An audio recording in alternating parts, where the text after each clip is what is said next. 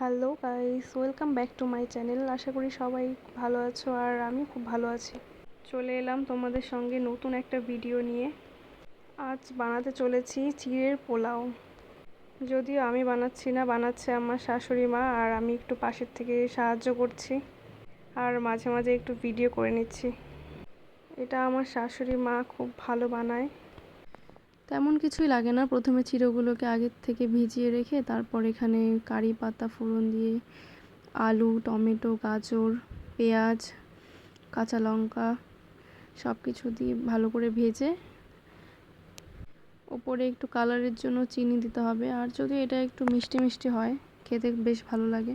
তারপর এগুলো ভালো করে ভাজা হয়ে গেলে চিড়েটা অ্যাড করে দিতে হবে। এবার চিড়েটা অ্যাড করার পরে তাতে বাদাম, কাজু, কিশমিশ আর পরিমাণ মতো ঘি দিতে হবে, কারণ ঘিয়ের গন্ধটার জন্য পোলাওটা বেশি টেস্টি হয়। তো ঘিটা পরিমাণ মতো দিতে হবে।